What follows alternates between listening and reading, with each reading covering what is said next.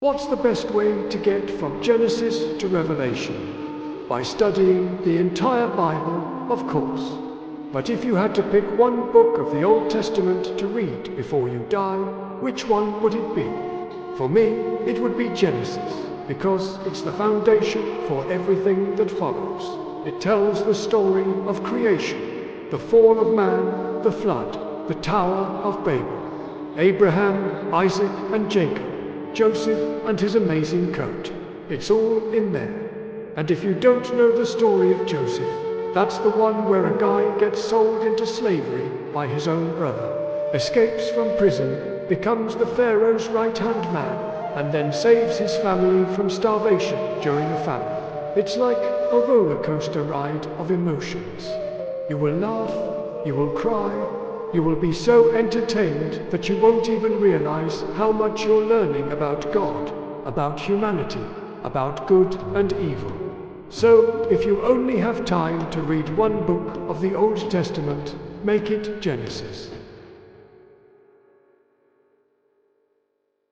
Picture this, a nation of slaves crying out for freedom under the scorching Egyptian sun. Their prayers echo through time, reaching the ears of a God who never forgot his promises. This is Exodus, one of history's greatest liberation stories. Moses, once a prince of Egypt turned shepherd, stands before a burning bush that refuses to be consumed. God's voice rings out, "I have seen the suffering of my people. Go, set them free." But Pharaoh's heart is as hard as the stones of his pyramids. Then begins a divine showdown. 10 devastating plagues descend upon Egypt. Water turns to blood. Darkness blankets the land, and finally, the haunting night of Passover. As Egyptian families mourn their firstborn, the Israelites mark their doorposts with lamb's blood, protected by God's promise. In the darkness before dawn, 2 million people walk to freedom, leaving behind generations of bondage. But freedom is just the beginning. At Mount Sinai, something unprecedented happens. The mountain trembles, smoke billows, and thunder rolls as God himself descends. Here he forges a covenant with his people, giving them the 10 Commandments, not just rules, but a blueprint for a new kind of society. "You will be my treasured possession," God declares, "a kingdom of priests, a holy nation." Yet God's vision goes even further. In the wilderness, he commands the construction of the tabernacle, a portable sanctuary of extraordinary beauty. Gold, silver, fine linens, and precious stones freely given by the people create a dwelling place for God's presence. Imagine that. The creator of the universe choosing to travel with his people, his glory visible in a cloud by day and fire by night. This isn't just ancient history, it's a story about divine faithfulness, about a God who hears the cries of the oppressed, who transforms slaves into a nation, and who desires to dwell among his people.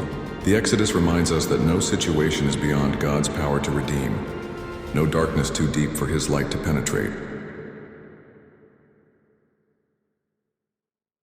Leviticus is more than laws, it's about God's holiness and love in every detail.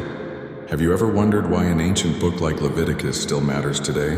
It might seem like a collection of outdated rules, but beneath those detailed instructions lies something profound, a blueprint for living in relationship with a holy God. Let's start with this powerful truth. God is holy and he calls us to be holy too. But here's the beautiful thing.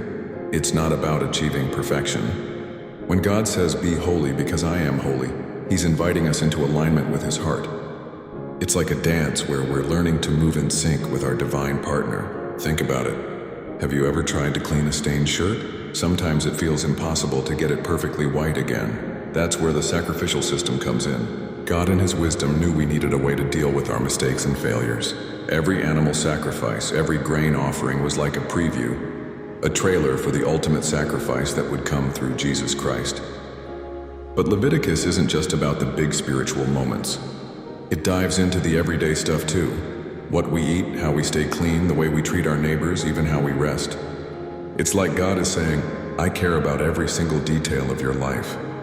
Whether you're cooking dinner, handling your business deals, or figuring out how to get along with that difficult neighbor, God's interested in all of it. You know what's fascinating? These ancient instructions weren't meant to burden people. They were meant to create a community that reflected God's character. When people followed these guidelines, they stood out. They were different, but in a way that drew others to God. And here's where it gets personal for us today. While we might not be bringing animal sacrifices to a temple anymore, the heart of Leviticus still beats strong. It reminds us that our relationship with God should touch every aspect of our lives. Nothing is too mundane, too small, or too everyday for God's attention. So next time you're tempted to skip over Leviticus, remember, it's more than just ancient rules. It's a testament to a God who cares enough to show us how to live in harmony with Him, with each other, and with ourselves. Now that's something worth thinking about, isn't it? Like and subscribe so you won't miss out on every book of the Bible. Have you ever felt lost wandering through life, unsure of which direction to take? Well, there's an ancient story that might just speak to your heart. The book of Numbers from the Bible. And trust me, it's way more than just a collection of statistics. Picture this. The Israelites, freshly freed from Egyptian slavery, are embarking on what should have been a straightforward journey to their promised land. God, in His incredible love, provides them with the most amazing GPS system ever. A pillar of cloud during the day and a column of fire at night. Talk about divine navigation. This wasn't just about direction. It was a constant reminder that they weren't alone in their journey. But here's where things get interesting, and honestly, pretty relatable. Despite having literal divine guidance, the Israelites, well, they kind of blew it. When faced with challenges, they chose fear over faith, complaining over courage. It's like having Google Maps but deciding to take every wrong turn possible because you think you know better. Their lack of trust and disobedience turned what should have been a short trip into a 40-year wilderness wandering experience. You might think that's where the story ends, with failure and consequences. But here's the beautiful twist. God's faithfulness shines brightest against the backdrop of human failure. Even when His people stumbled, doubted, and flat out rebelled, He never abandoned them. He kept every single promise He made. Think about that. 40 years of providing food, water, and protection to over 1 million people in a desert. The message here isn't just historical, it's personal. Sometimes we're like those Israelites. We have clear guidance but choose our own way. Yet, just like them, God's faithfulness doesn't depend on our perfect performance. He stays true to His promises, patiently working through our wandering to get us where we need to be. So next time you feel lost or uncertain, remember the Numbers narrative. God's guidance is still available today. His promises are still unbreakable, and yes, even your wilderness experiences can be part of a greater purpose. Maybe you're not following a pillar of fire, but His guidance is just as real, and His faithfulness, well, that hasn't changed one bit. Imagine standing at the edge of a promised destiny, with 40 years of wilderness wandering behind you. This is exactly where the ancient Israelites found themselves in the book of Deuteronomy. And their story holds incredible lessons for us today. Picture Moses, his beard white with age, his eyes still burning with passion, gathering the people one last time. He knows he won't enter the promised land with them, so these are his final words. Perhaps the most important speech ever given to the Israelites. Remember, he begins, his voice carrying across the crowd. Remember when God split the Red Sea, when water flowed from rock, when bread fell from heaven. Moses isn't just telling stories. He's painting a picture of God's unwavering faithfulness. Through plagues, through desert, through enemies, God had never abandoned them. Not once, but here's where it gets really interesting. Moses isn't just reminiscing about the past, he's laying out a blueprint for their future. Choose life, he declares, explaining how following God's commands isn't about restrictive rules, but about finding true prosperity and protection.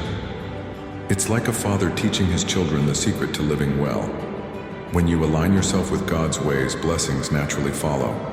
You can feel the anticipation in the air as Moses prepares this new generation for what's ahead. These aren't the same people who left Egypt. These are their children standing on the brink of their inheritance. Moses knows they need both courage and commitment. He's essentially saying, look, you're about to step into everything God promised, but you need to renew your covenant with Him. You need to choose whose path you'll follow. Think about it, this isn't just ancient history. We all stand at similar crossroads in our lives, don't we? Moments where we need to remember God's faithfulness in our past, choose obedience in our present, and prepare for the promises in our future. Deuteronomy isn't just a final speech. It's a timeless guide for anyone poised on the edge of their own promised land. What wilderness are you coming out of? What promises are you stepping toward? Remember, like the Israelites, your past faithfulness paves the way for future blessings. The choice, as Moses would say, is yours to make.